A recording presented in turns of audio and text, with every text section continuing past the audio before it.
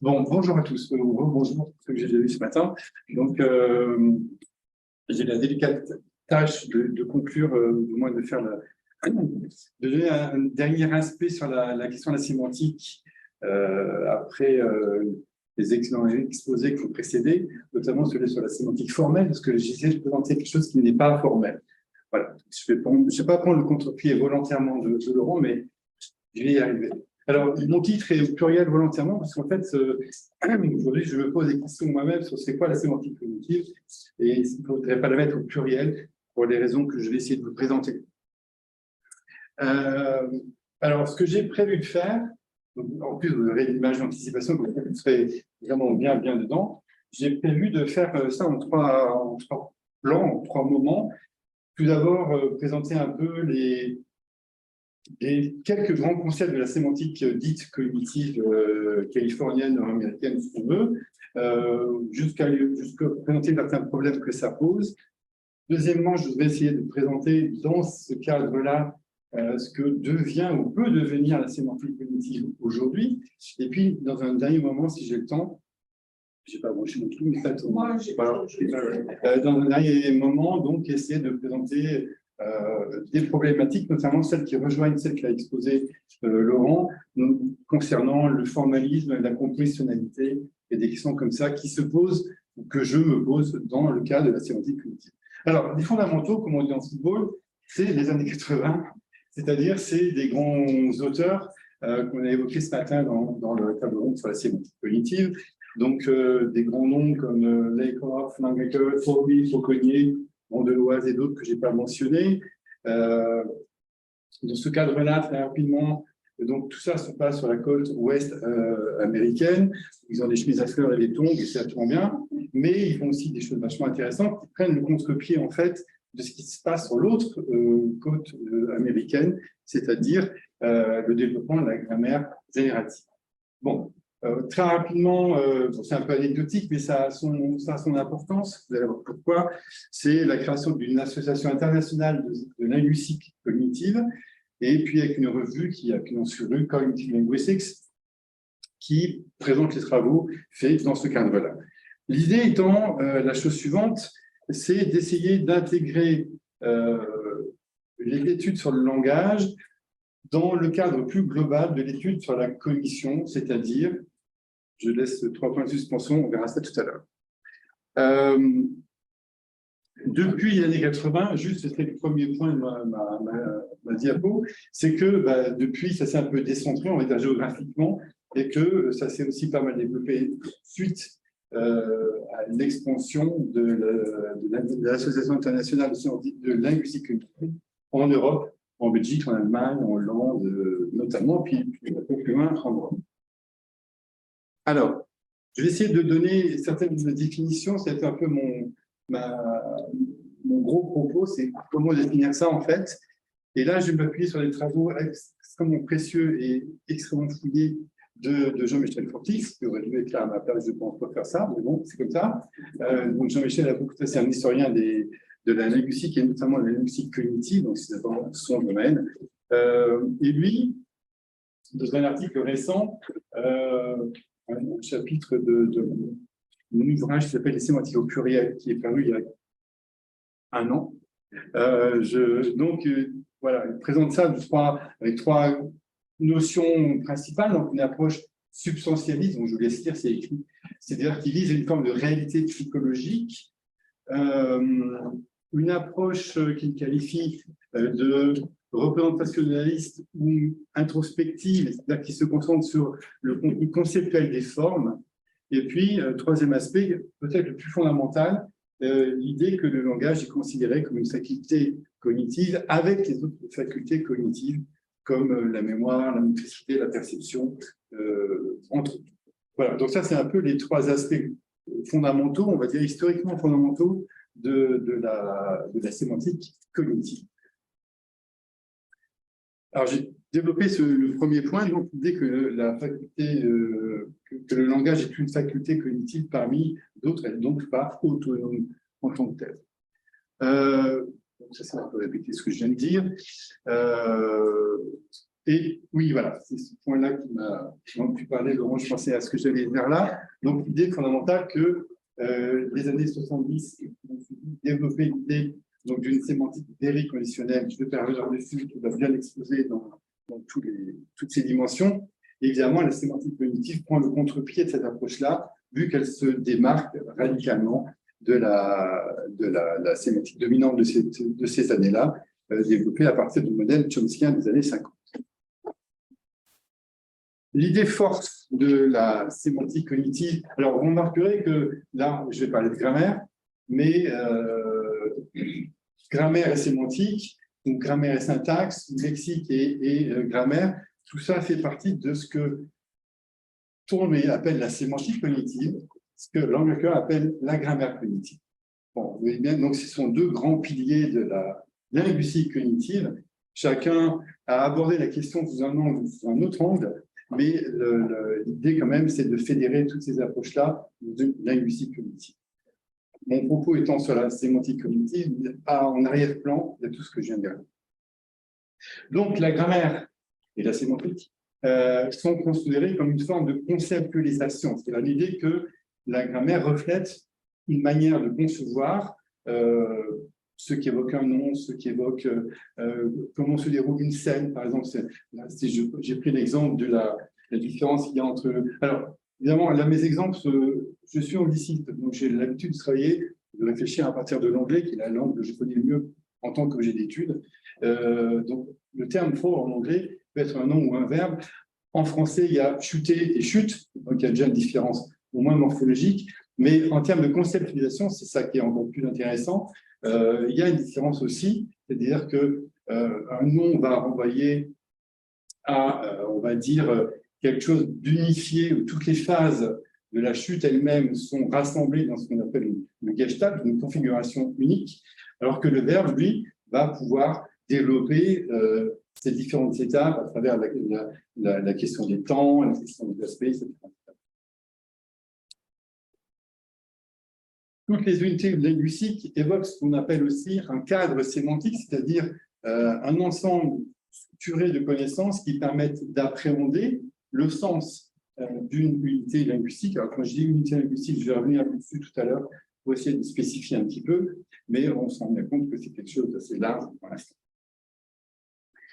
Et la métalangue, utilisée dans cette conception-là, dans cette perspective, est intéressante parce que c'est une métalangue qui cherche justement à faire le pont avec les autres facultés cognitives, c'est-à-dire que, par exemple, beaucoup de termes ont été empruntés à l'imagerie, à la vision, à la perception de manière plus générale, sans que ce soit une révolution d'ailleurs, parce que le terme de focalisation n'a pas été inventé par Langacker, etc. Il existait déjà avant. La focalisation est un terme d'optique, donc c'est un terme proche des questions de perception. C'est une parenthèse. Conséquence générale, en fait, j'aurais dû faire toutes ces entrées. Voilà. Ça aide à lire, en fait. C'est une sémantique qui cherche à donner primauté à l'usage. Ça, c'est quand même quelque chose de très, très important, sur lequel je vais revenir également. Les travaux portent principalement sur ce qu'on appelle les structures conceptuelles, c'est-à-dire quelles sont ces conceptualisations qui se manifestent à travers les expressions linguistiques.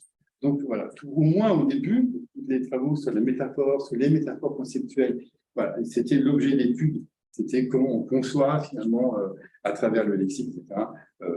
C'est quoi une scène, c'est quoi une chute, c'est quoi, etc. Donc recherche sur les capacités cognitives, ça j'ai parlé un petit peu. Et puis, dernier point peut-être plus intéressant encore, c'était le recours au modèle de psychologie cognitive. Alors, là-dessus, on a évoqué ça ce matin. Bon, ce ne sont pas des psychologues, ce sont bien des linguistes. Ce sont des linguistes qui ont des visions assez spéculatives sur c'est quoi la psychologie, en fait, mais qui ont eu recours à des travaux qui se développaient parallèlement. Autrement dit, la théorie de la Gestalt c'est bien plus ancienne que la grammaire cognitive, c'est sûr et certain. La théorie du prototype de Rorsch a été développée parallèlement dans les années 80, mais par des psychologues qui se revendiquaient psychologues cognitivistes, mais c'est quand même deux disciplines à ce moment-là différentes. Hein, donc, toute la théorie du prototype, etc., a été intégrée dans les travaux de Graham cognitif. Alors, je vais prendre deux petits exemples pour illustrer ça et qui va me permettre de présenter deux, trois petits concepts assez fondamentaux quand même. Donc, la distinction entre figure et fond, figure ground en anglais, qui a été développée à la fois par Formé, par Vandeloise et un petit peu par Angacom. Mais bon, bon, si vous avez bien compris, il y a plusieurs auteurs fondamentaux. Il n'y en a pas qu'un comme en grammaire générative, historiquement en tout cas. Donc, chacun a sa définition, ou son approche, en tout cas, de ces questions-là. Évidemment qu'ils se parlaient entre eux, mais bon. Donc, cette opposition figure-champ, elle est quéchative, elle est visuelle. Moi, en t-shirt noir, vous ne me voyez pas bien. Je ne suis pas bronzé, mais vous me voyez mieux. C'est ça que la distinction purement perceptive liée à la perception, elle est utilisée, elle est exploitée pour la question des prépositions, par exemple. Donc là, j'ai pris l'exemple de... Évidemment, il n'y a pas de micro, mais c'est pas grave. Le micro est posé sur la table, donc pour que la table puisse servir de support à un micro, elle doit remplir différentes, je vais mettre là tout de suite, les différentes caractéristiques qui permettent de définir c'est quoi une figure d'un côté, c'est quoi un fond de l'autre, pour pouvoir, on ne peut pas dire la table est posée sur le micro, tout simplement, ça on le sait, mais les explications peuvent être aussi liées à des phénomènes purement de perception, que ce soit spécial, ou que ce soit l'autre exemple que j'ai pris, donc plutôt temporel. Hein, Barnabé lisait un roman policier pendant que Gertrude se prélassait. On a un arrière-plan, une action qui se passe en arrière-plan qui permet de mettre en évidence, en valeur, en exergue une autre action. Voilà. Donc ça, c'est simplement un petit exemple très très classique, très très basique hein, sur ces structures perceptivo-cognitives qui ont été du coup utilisées comme outil d'analyse et de description des langues. Deuxième exemple que je voulais utiliser,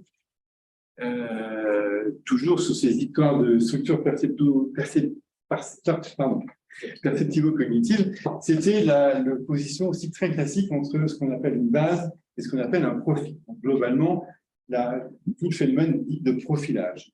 Autrement dit, pour comprendre le sens d'un mot comme rayon, rayon quel qu'il soit, alors plutôt rayon géométrique, ça c'est une autre question. L'exemple est lié vraiment à ça. Il faut avoir déjà quelques idées de c'est quoi un cercle, c'est quoi un rayon, quel est le rapport entre le rayon par rapport au cercle, à la périphérie, etc.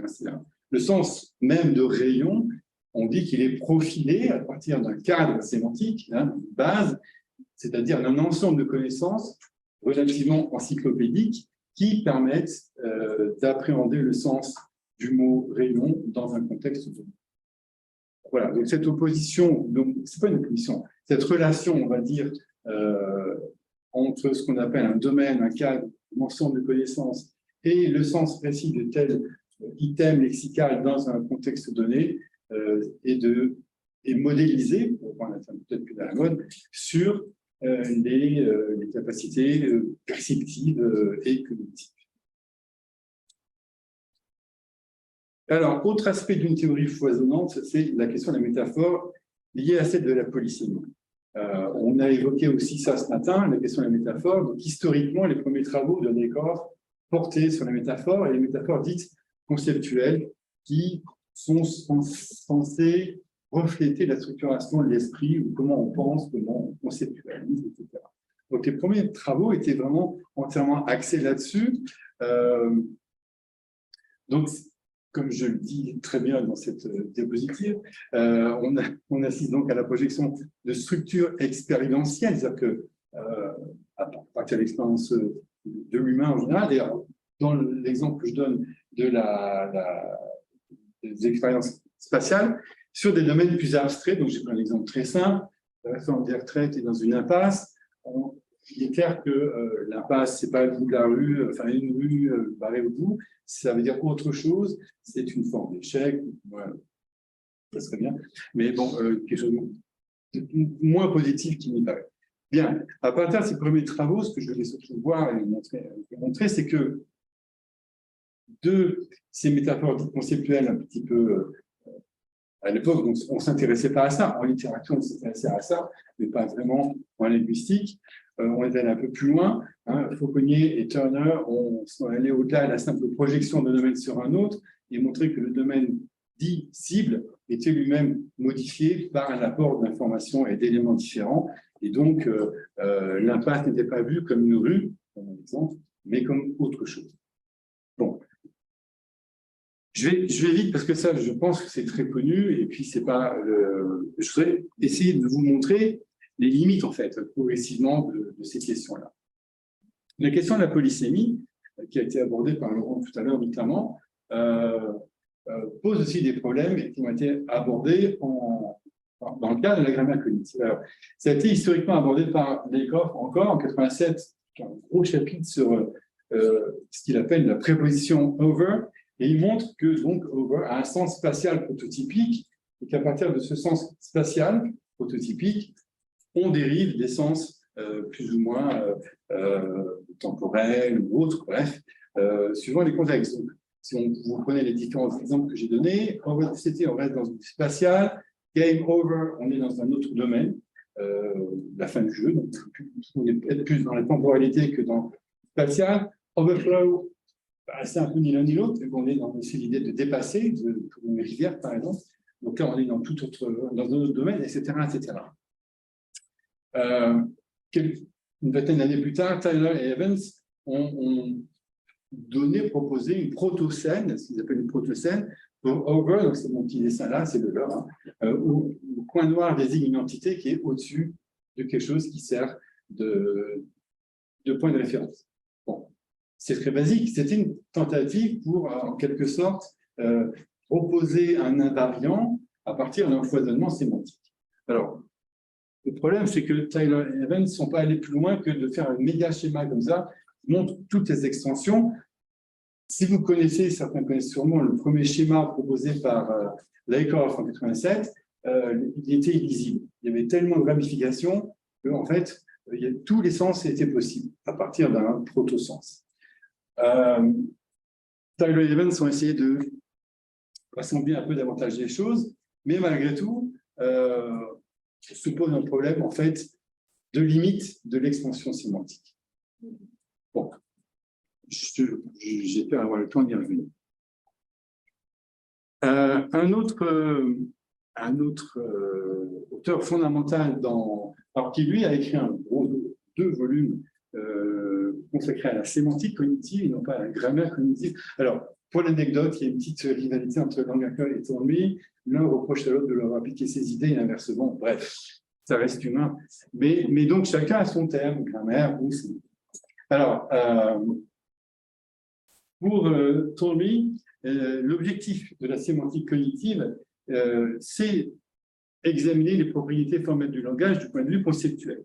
Ça, vous avez compris, depuis tout à l'heure, j'en parle. Je crois que le plus important, c'est ça. C'est le petit point qui s'affiche là. L'idée du cognitif chez Thornby, c'est d'intégrer le linguistique et le psychologique. Alors, le truc, c'est que, justement, les psychologues reprochent aux linguistes cognitivistes de ne pas faire de psychologie, et les linguistes cognitivistes reprochent aux psychologues de vouloir se mêler dans leurs affaires. Bien, c'est un vieux débat. Encore une fois, pour avoir discuté avec Thornby et Vandeloise, chacun séparément, c'est vrai que ils avaient de la misère avec ça. Bien. Plus que 9 minutes. Pour Thornby, et c'est peut-être ça qui fera objet de débat, la sémantique est intrinsèquement cognitive. Voilà. Tout à l'heure, tu as abordé les questions de cognition à travers ce que tu as proposé. C'est quand même un débat qui revient. Où est la sémantique? Elle est sa place exacte. En fait, par expérience moi-même en tant que chercheur en sémantique cognitive, je découvre qu'il y a de plus en plus une orthodoxie assez fermée de cognitive semantics. Et puis, il y a des sémanticiens qui s'intéressent à la cognition et qui essaient d'utiliser des outils californiens, on va dire entre guillemets, pour pouvoir faire aussi de la sémantique cognitive. Et ce n'est pas forcément les mêmes.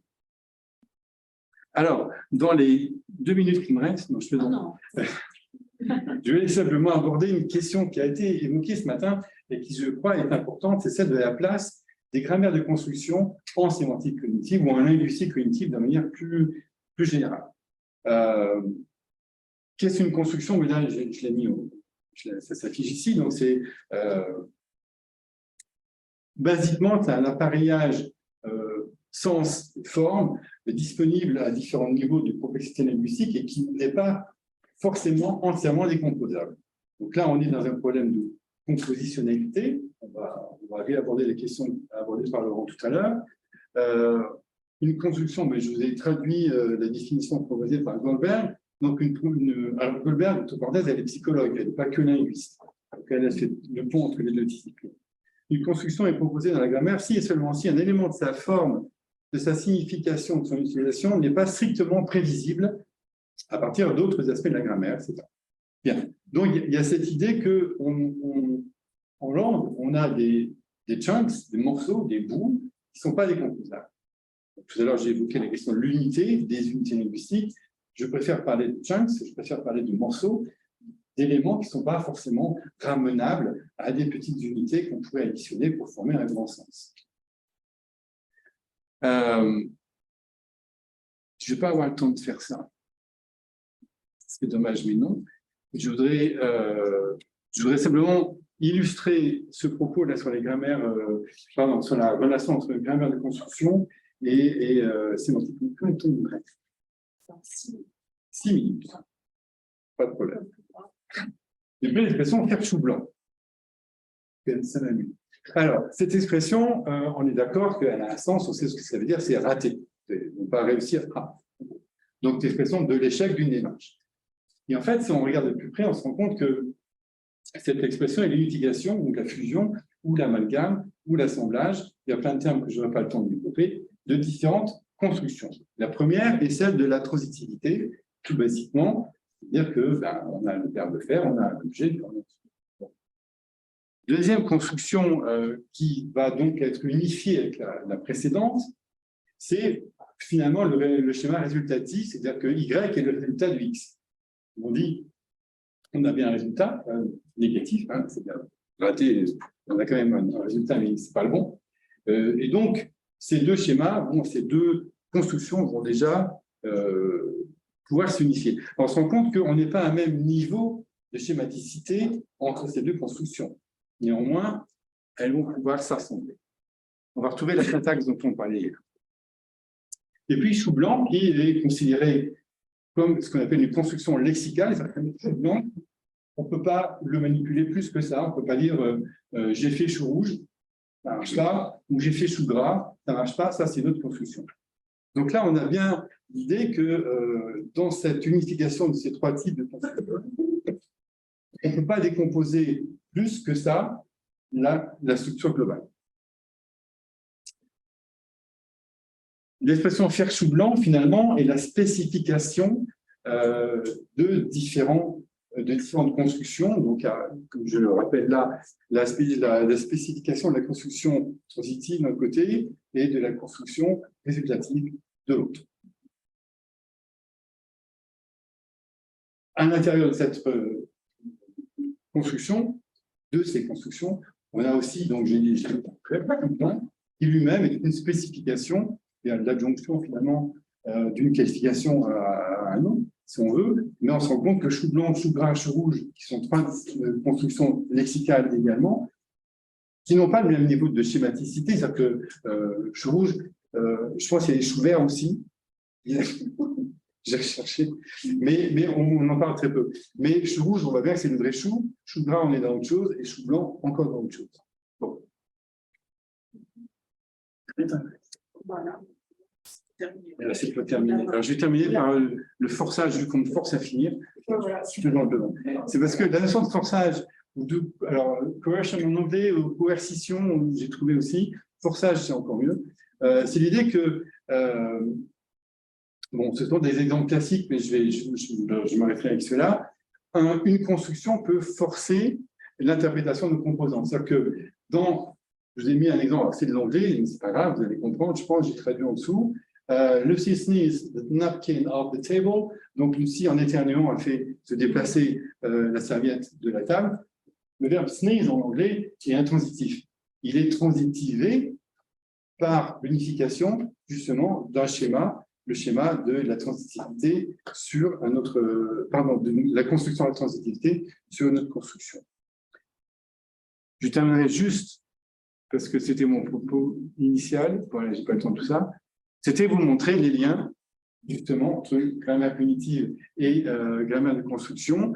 Encore une fois, je répète, Kohlberg, elle est psychologue cognitiviste et linguiste. Déjà, son propos était déjà orienté dans ce sens-là. Et malgré tout, je n'ai pas le temps de le développer, mais vous retrouverez dans l'article de Patin et Le Gallois 2017, justement, ces différents traits, ces différents aspects qui montrent que la grammaire de construction est une des extensions aujourd'hui de la sémantique cognitive. Il y avait aussi d'autres choses que j'ai pas eu le temps. Merci beaucoup.